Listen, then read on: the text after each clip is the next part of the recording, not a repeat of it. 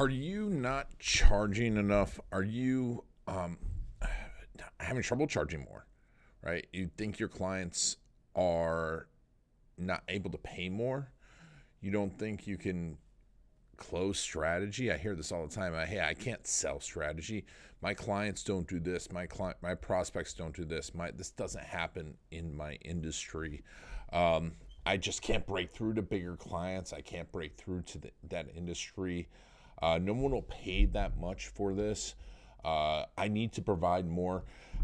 This is all obviously head trash, but the problem is we're stuck in the wrong stories. And I've been stuck in the wrong stories too. See, when I first started in digital marketing, 17 plus years ago with attorneys, I was stuck in the wrong stories. I was listening to the wrong stories. I was also telling the wrong stories to myself. And I was going after the wrong stories, right? And all these things are very easy to happen. And what did that do? So like when we first started, I said to myself, hey, no one wants video in YouTube. So I would sell websites and I would undersell YouTube. Why was this? Because I was actually listening to the wrong people, listening to the wrong stories, thinking about the wrong stories. I kept to evolve our service because I saw it start to work. But a lot of people were like, it kind of worked, it kind of doesn't. And then I would think to myself, hey, people won't pay this much. People won't pay for strategy. People won't, I can't charge for strategy. I can't charge this much for video marketing. And also what this did was, to me, it did something else too. It really messed with my head. But on top of it too, what I also did was I would think these things, and when I would hear my team members talk about it, that, hey, we had to charge more, we had to give away more, we couldn't charge this much. My team members reinforced it too. And it became this self-fulfilling prophecy. I would undercut myself. And then also, I would look for more of the clients that were not willing to pay that much, right? So I would get stuck in this loop of not charging enough, not working with the right clients. And don't get me wrong. I love my clients. I love the people we help. I love the stories that we had. And the stories of the people that we've still created 7-figure businesses. But I didn't mentally think, I could charge enough for it or that I was worth it, because I was not hearing the stories of what I was worth, and really thinking about the stories of the people that would pay to make $1 million, right? If I was going to tell you you're making $1 million, you'd easily pay $100,000 for that. You'd go get a loan.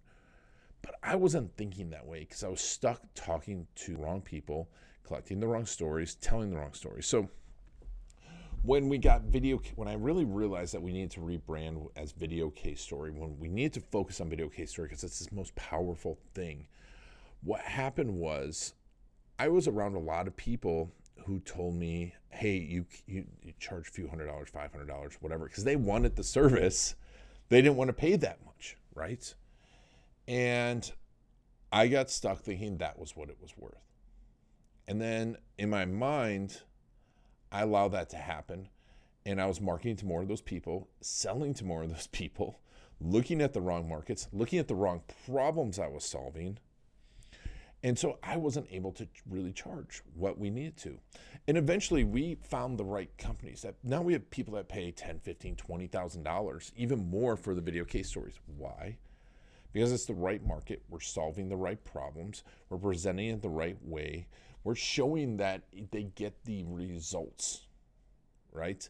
But the results that solve their problems. Now, I'm not going to go deep into those problems, but I also realized two things, like when we use this in the sales process, it gets massive, massive millions and millions of dollars of results, right? When we really dive deep and start with Video Case Stories and move through the rest of the videos, we can get millions of dollars of results for our clients. And those clients will spend hundreds of thousands of dollars with us. And we can get $100,000 clients. And now I speak to those people. Now, and I'm not going around speaking about the technicals. Now, this is one of the biggest problems I see is when you're telling the wrong stories, not only do you get that head trash in there, but you're telling the wrong stories because you're listening to the wrong stories, you're collecting the wrong stories, and it reinforces not only what you're doing, but also then speaking to the wrong people, right? And I see this, in our Trusted Authority membership group, it's happened 3 times in the past week. I would say 10 days, where I was going through this with people, and we would go through our case story finder. And if you want that case story finder, just let me know, comment below, and I'll send you access to it. But really identifying, lining up your goals with your case stories. And when I started to do this and start to line up goals with case stories, and then really identifying the big $1 million problems, $1 million keywords that these people are going after, it wasn't lined up with how they were talking and who they were speaking to.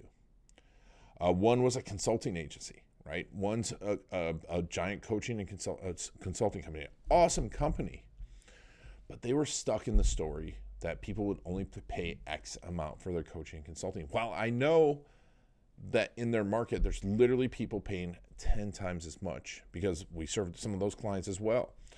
But they were stuck in these stories and collecting these stories and telling these stories of the wrong people, which reinforced how much they were charging. And then also their team was listening to these stories and saying, hey, people won't spend that much. So it became this self-fulfilling prophecy. And this affects your pricing. This affects how you present things. This affects how you negotiate. And what we need to do is identify our goals.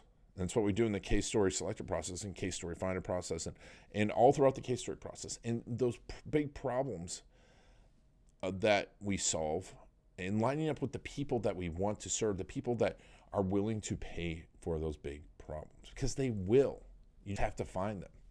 I was working at another agency, an agency that does automation and fulfillment, and she was talking about her case stories, right? And I kept hearing from her all these things about, oh, people won't pay that much, or they want it this way and they want it this way. I have to customize it completely for them. And once again, it was a story she was telling herself because she was listening to the stories of the loudest people who usually are complainers, and it's the wrong stories. The problem is when you collect the wrong stories and you don't collect them in the right way, you don't plan them out, now you're telling yourself the stories, but you're also presenting those stories, attracting more of the wrong stories. Right? I've said wrong stories about 1,000 times in this, but it is such a subtle but insidious thing that held me back. I would say it literally cost me millions. It probably cost me a couple of years of my life working with the wrong people, chasing the wrong people, feeling bad about myself, and then really not training my team the right way either, because I was bringing in the wrong stories.